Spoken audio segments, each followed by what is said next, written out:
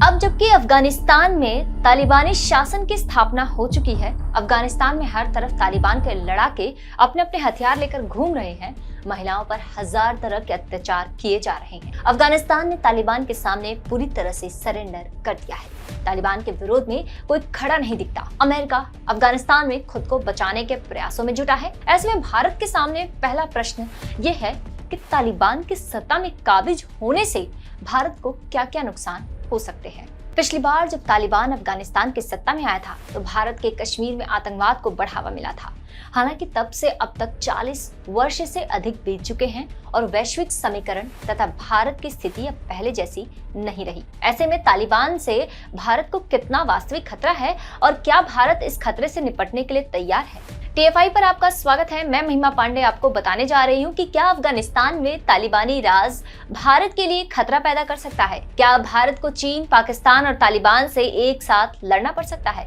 भारत के पड़ोस में दो शत्रु चीन और पाकिस्तान भारतीय सेना के लिए चुनौती है। चीन और पाकिस्तान से संयुक्त रूप से सैन्य संघर्ष में भी भारत को विशेष समस्याओं का सामना नहीं करना होगा, यह एक जगजाहिर सी बात है। ऐसे में यदि पाकिस्तान की ओर से तालिबानी आतंकवादी भारत में घुसपैठ की योजना भी बनाते हैं तो भी उनका प्रवेश बहुत कठिन है। 1990 में जिस समय पाकिस्तान ने कश्मीर में आतंकवाद को बढ़ावा दिया था, उस समय केंद्र में मजबूत दृढ़ इच्छा शक्ति वाली कोई सरकार मौजूद नहीं थी। भारत के लिए यह सबसे बुरा दौर था क्योंकि केंद्र में किसी एक शक्ति को पूर्ण बहुमत नहीं मिल पा रहा था और थर्ड फ्रंट जैसी सरकार देश पर शासन चला रही थी। भारत ने शीत युद्ध के दौरान सोवियत रूस का साथ दिया था और USSR के पतन के साथ ही भारत एक ऐसे दोराहे पर खड़ा था जहां उसका सबसे बड़ा सहयोगी सोवियत रूस स्वयं को संभालने की स्थिति में नहीं था, जबकि पाकिस्तान और अमेरिका के संबंध बहुत अच्छे थे। उस समय अफगानिस्तान में सोवियत संघ को हराने और तालिबान को मजबूत करने के लिए अमेरिका ने पाकिस्तान को बड़ी मात्रा में आर्थिक सहायता दी।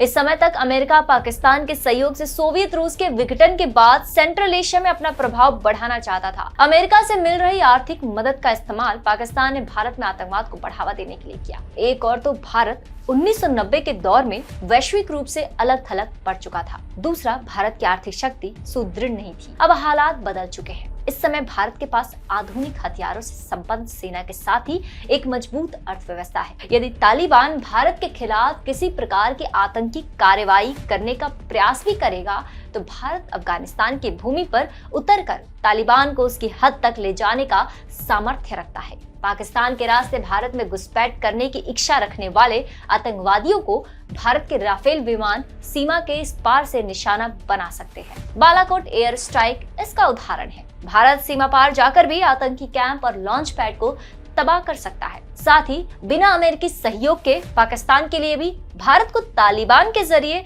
किसी भी तरह का सिरदर्द देना लगभग नामुमकिन है। FATF की लटकती तलवार के बीच पाकिस्तान ऐसा करेगा तो उसका परिणाम भी बेहद गंभीर होगा।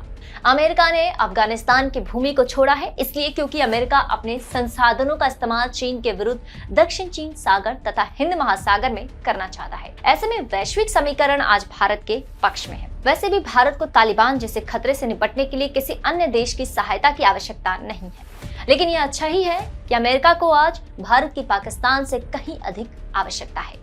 यदि तालिबान की ओर से भारत को किसी प्रकार का खतरा महसूस होगा तो भारत अमेरिका की सहायता से पाकिस्तान पर आर्थिक प्रतिबंध लगवा सकता है।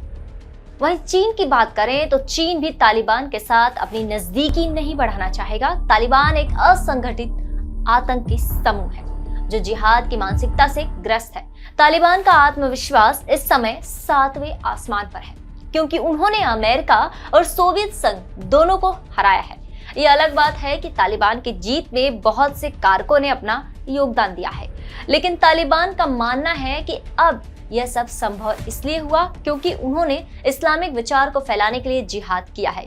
अल्लाह की शक्ति उनके साथ है। ऐसे में यह जिहाद कल को चीन में फंसे उइगर मुसलमानों के लिए शुरू नहीं होगा, इसकी कोई गारंटी नहीं ली जा सकती। वैसे भी भौगोलिक दृष्टि से भारत के बजाय चीन पर हमला अधिक आसान है, अतः चीन के लिए भी तालिबान सिरदर्द बन सकता है। अतः चीन कभी नहीं चाहेगा कि तालिबान की जिहादी सोच अफगानिस्तान के सीमाओं के बाहर निकले। ऐसे में कहा जा सकता है कि भारत को तालिबान की जीत से केवल इतना नुकसान हुआ है कि अफगानिस्तान में भारत समर्थित सरकार का अंत हो गया है। जब तक अफगानिस्तान में लोकतांत्रिक सरकार थी, तब तक पाकिस्तान को अफगानिस्तान के फ्रंट से भी सैन्य चुनौती मिलती रही थी। संभवतः तालिबान के आने से पाकिस्तान की अफगान सीमा पर शांति स्थापित हो जाएगा।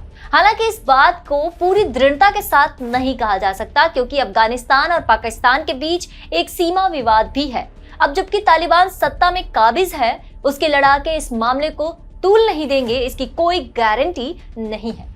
जिस दिन भी पाकिस्तान ने तालिबान के विरुद्ध जाने का विचार किया, जिहादियों का हमला पाकिस्तान पर भी शुरू हो सकता है।